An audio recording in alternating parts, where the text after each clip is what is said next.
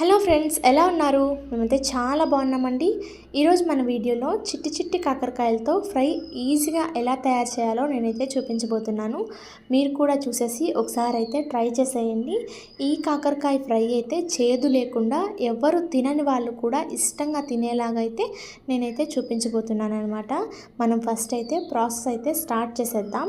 Half KG చిట్టి చిట్టి కాకరకాయలు అయితే తీసుకొని వచ్చానండి. నార్మల్గా ఈ కర్రీ అనేది ఈ కాకరకాయలతో చాలా బాగా టేస్ట్ అయితే వస్తుంది. మీకు కావాలంటే పెద్ద కాకరకాయలు కూడా తెచ్చుకొని చిన్న చిన్న ముక్కలుగా కూడా కట్ చేసుకొని సేమ్ ఇలాగే కూడా చేసుకోవచ్చు. కాకపోతే ఈ కాకరకాయలు దొరికితే ఖచ్చితంగా వీటిని అయితే తెచ్చి ఇలాగ చేసుకొని తిని చూడండి. టేస్ట్ అయితే చాలా బాగా వస్తాయన్నమాట. మనకి కాకరకాయలు తీసుకొని ఇలాగ ఒక చిన్న ఘాట్ అయితే పెట్టుకొని లోపల గింజలన్నీ తీసేసేయాలండి. అంటే ఇలా గింజలు తీసేస్తే దీంట్లో మనం స్టఫ్ అనేది కూర్చుకోవచ్చు అనమాట. సో స్టఫ్ చేసుకోవడానికి ఈజీగా ఇలాగైతే మనం లోపల ఉండే గింజలు మొత్తం ఉండే గుజ్జంతా తీసేసేయాలి. ఇలాగా అన్ని కాకరకాయలు అయితే కడిగేసి నీట్గా అయితే తీసి పెట్టేసుకోవాలండి.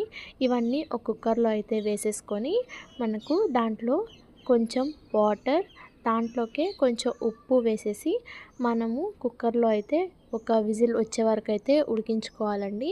ఇలా చేయడం వల్ల మనకి దాంట్లో ఉండే చేదు అనేది కొంచెం పోతాయి. మనకి ఫ్రై చేసేటప్పుడు కూడా ఎక్కువ టైం పట్టకుండా తొందరగా ఉడికిపోతాయి అన్నమాట. అంటే దాని కారంతా వెళ్ళిపోతుంది ఇలా చేయడం వల్ల.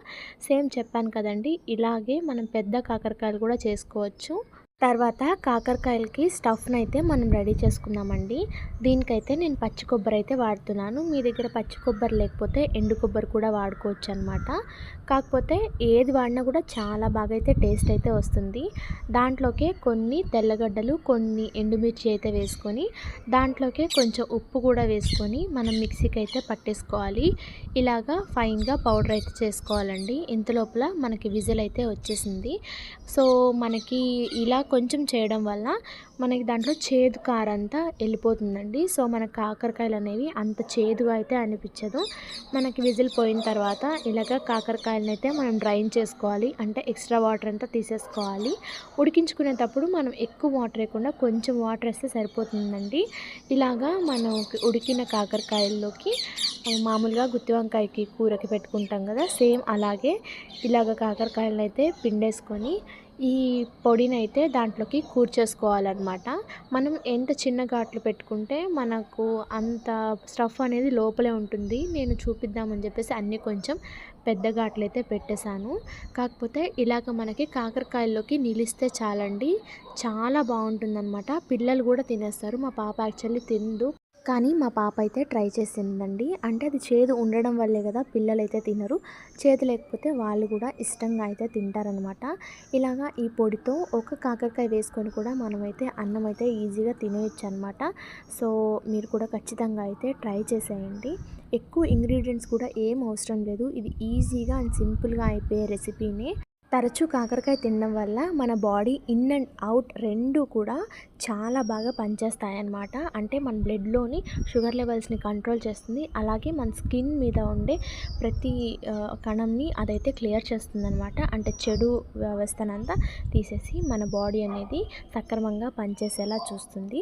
కాబట్టి కాకరకాయల్ని వీక్లీ ఒక్కసారైనా కూడా మీరు తినేలాగైతే చూసుకోండి. ఈజీ రెసిపీస్తో చేసుకుంటే మనకి కష్టంగా కాకుండా ఇష్టంగా అయితే మనం తినేస్తామన్నమాట.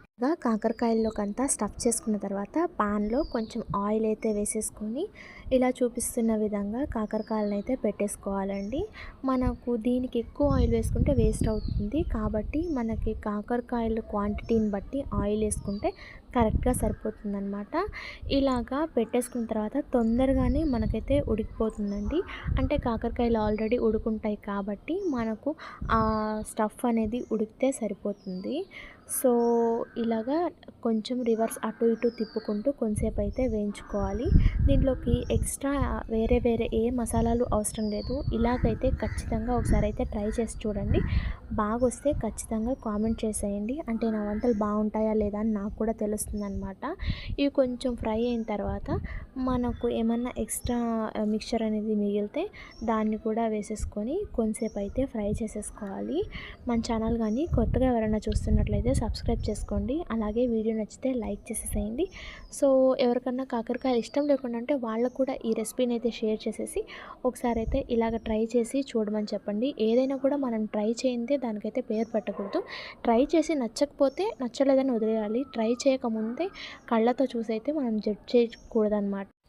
ఇలా కాకరకాయలు అంతా వేగిన తర్వాత ఒక 5 నిమిషాలు అయితే అలాగే పెట్టేసుకోవాలండి. మనం దీంట్లోకి ఎక్స్ట్రా ఏ మసాలాలు కూడా అవసరం లేదు. సింపుల్గా అయిపోయే రెసిపీ అనమాట. దీంట్లో కావాలంటే మనకి ఇలా కొత్తిమీర, కరివేపాకు లాస్ట్లో అయితే చల్లుకోవచ్చు అనమాట. అది మీ ఇష్టం. సో 2 ఉంటే 2 వేసుకోవచ్చు. లేకపోతే ప్లెయిన్గా ఇలా కూడా చాలా బాగుంటుంది. నేను గార్నిష్ కోసం అయితే కరివేపాకు అయితే వాడానండి.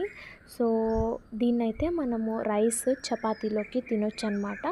రైస్లోకి కర్రీలోకి సైడ్ డిష్గా అయినా వాడుకోవచ్చు. లేకపోతే మెయిన్ ఇలాగే రైస్ పెట్టుకొని దీంతోనైతే తినేయొచ్చండి. సో టేస్ట్ చేసి ఎలా ఉందో చెప్పండి. మళ్ళీ వీడియోతో కలుస్తాను. అంతవరకు బాయ్ బాయ్ ఫ్రెండ్స్.